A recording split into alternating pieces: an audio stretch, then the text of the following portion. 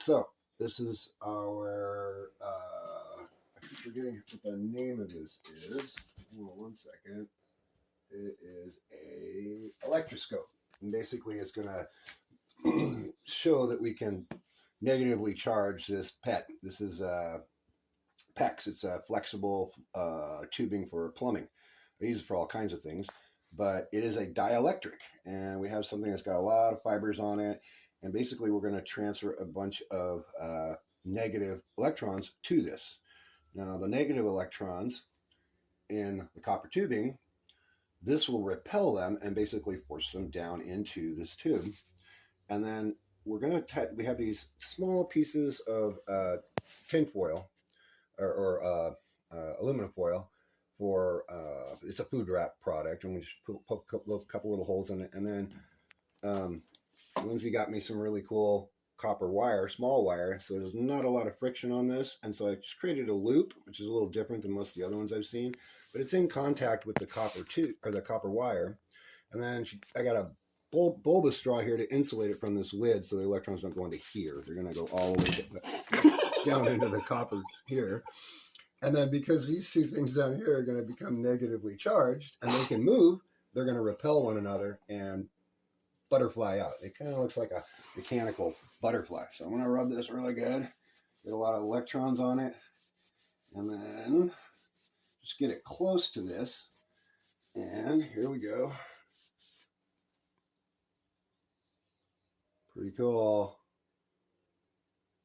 And it's kind of amazing how long the electrons work. And the more I rub it, it seems like the warmer I get with this thing, further apart they go. And this thing, they talked about sealing this up so that it is airtight, but this one isn't really airtight and it works just fine. I don't know what the reasoning is for that, other than maybe just to prove that air isn't blowing in there or something along those lines. Pretty neat. Lasts a lot longer. The charge lasts a lot longer than I thought it would, that's for sure. I do this part hard enough.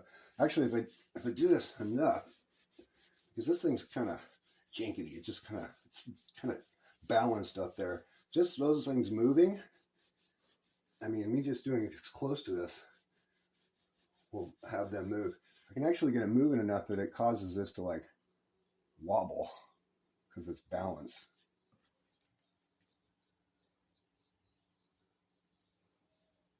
Anyway, so that's how that works. Pretty neat thing. I had this copper wire. This copper wire, I think, is like 6 gauge. It's really big for this project, but the bigger it is, apparently the better it works, of course, because it's more electrons, repels more electrons.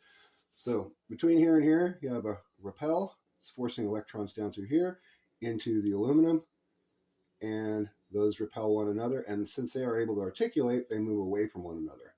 There's a whole bunch of repelling going on of electrons in this copper tubing, but it can't move away from itself because it's one physical device. These are two small, and even down here, whoa, look at that. Oh, that's something kind of cool. Yeah.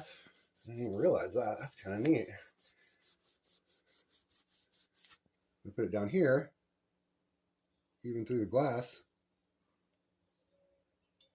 Whoa. Oh, That's crazy. Very cool.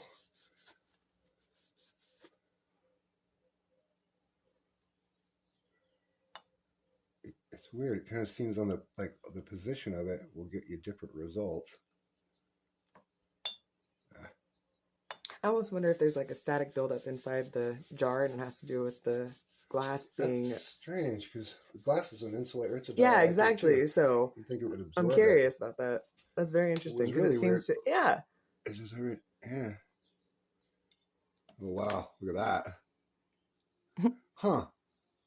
Is it different sides? So if we do it on different sides, because it would be a shorter path, maybe just get it close to the stick. I don't even need that big collector up there. Ah, damn it. Right. You made it too efficient.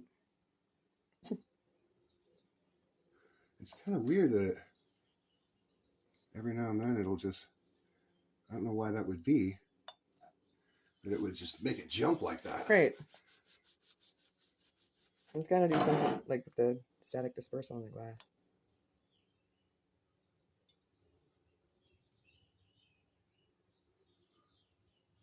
Anyway, pretty cool. I kind of wonder if it's swinging like that. Sometimes the contact on that down there probably gets better.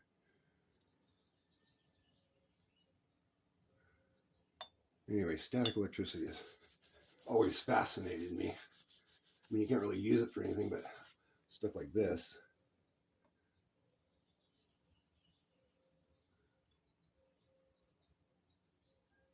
Anyway, so that's that. There's some other neat things I'm going to try with this. I watched a video where a guy was moving a soda can with it. I want to try that too. Alrighty.